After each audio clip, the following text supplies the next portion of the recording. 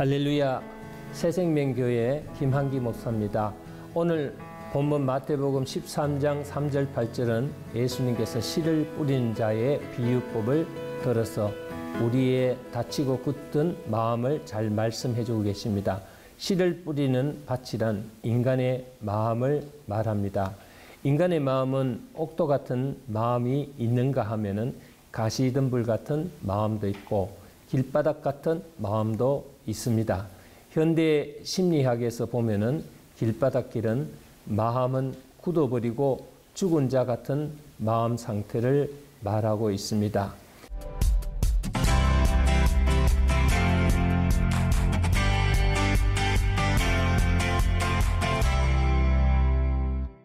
벌써 예수님은 2000년 전부터 인간의 마음을 정확히 꿰뚫어 보신 것입니다.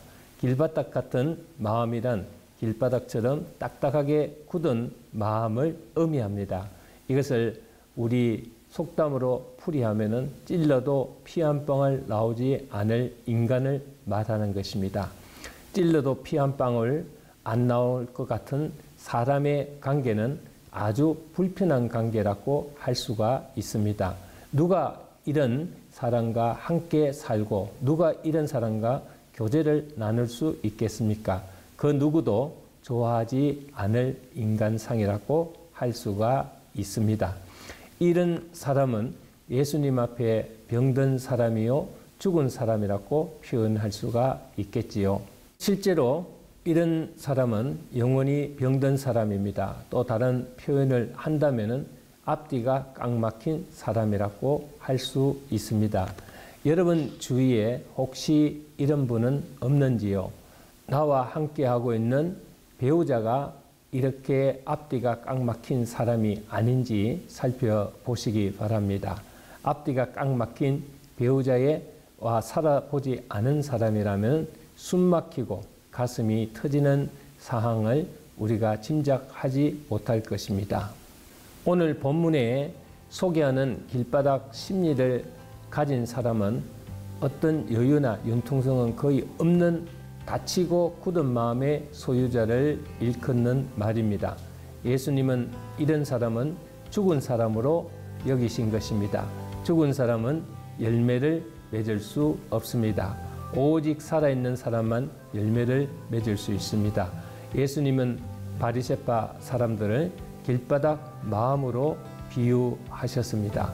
곧 바리새인들이 길바닥 같은 마음을 가지고 있었다는 뜻이기도 합니다.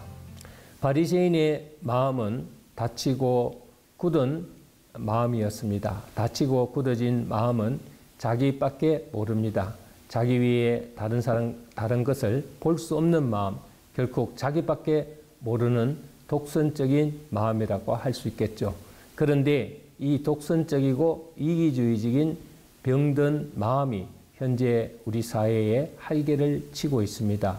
우리의 가정은 어떻습니까?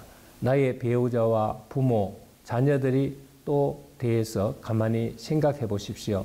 어느 때 그들이 가장 미워집니까? 아마도 그들이 자기밖에 모르는 행동을 할 때가 가장 미웠을 것입니다. 이렇게 이기적이고 자기중심적인 사람, 남이야 어떻게 됐든지 자기밖에 모르는 사람은 자기도 죽고 주위 사람도 죽이는 결과를 가져오게 됩니다. 며칠 전에 사회적으로 문제가 된 이혼 가정의 양육비에 관한 뉴스를 보았는데 이혼을 하고 10년 동안 양육비 한 푼도 주지 않은 배우자가 85%라고 합니다. 한쪽은 자식을 키우기 위하여 온갖 희생과 헌신적인 노력을 하는데 비하여 한쪽은 거기에 대한 책임이나 의무감조차도 느끼지 않는다는 것입니다. 물론 이혼하고 아이를 양육할 형편이 되지 않는 한쪽 부모도 있지만은 정작 자신은 재혼을 하고 잘 먹고 풍요롭게 잘 살면서도 전혀 양육비를 책임지지 않는 자기만 호의호식하는 불완전한 인간도 있다는 것입니다. 그래서 형편이 되면서도 아이의 양육비를 한 푼도 주지 않은 사람을 공개하기로 했다는 뉴스를 보면서 왠지 마음이 씁쓸했습니다. 제가 아는 어느 여집사님 같은 경우는 이러한 처지에서 아이에게 상처 주지 않고 잘 키우려고 열심히 노력하여 고등학교, 대학까지를 딸아이를 희생으로 키웠으며 또 이 딸 역시 그런 엄마의 희생과 헌신에 대한 감사를 느끼지 못하고 오히려 원망하고 불평하는 것을 보면서 마음이 너무 아프다는 말을 들었습니다. 배우자나 자식이나 부모 형제들 역시 자기만을 위한 이기적인 삶을 살 때 우리는 실망하고 마음에 큰 상처를 받습니다. 비슷한 시기에 결혼한 두 가정이 있습니다. 먼저 노부모를 모시고 사는 가정의 이야기입니다. 이 집의 부부는 시집 오기 전부터 매우 병약했습니다. 친정 부모는 시부모를 모셔야 하는 가정으로 딸을 시집 보내는 것을 몹시 안타까워했습니다. 그리 약한 몸으로 어떻게 시집살이를 할 수 있을까 했는데 결혼한 뒤 감기 몸살 한 번 앓지 않을 정도로 건강해졌습니다. 물론 남편의 자상한 배려와 변치 않는 사랑이 그녀의 건강 비결이었습니다. 퇴근길에 아내가 좋아하는 사과를 사려고 하는데 남편의 지갑이 빈 지갑이었습니다. 그의 주머니는 사과 한두 개밖에 살 수 있는 돈밖에 없어서 먹음직한 큰 사과를 하나 사서 가방에 넣어가지고 집에 돌아왔습니다. 그의 머릿속에는 사과를 좋아하는 아내지만은 시부모와 아이들을 먼저 챙기느라고 자기 입에 들어가는 것도 아까워하는 아내가 떠올라 오늘만큼은 아내 것이라도 챙겨서 온 것입니다. 부엌에서 저녁을 하고 있는 아내께 다가가 아무도 모르게 큼직한 사과를 아내의 손에 쥐어주었습니다.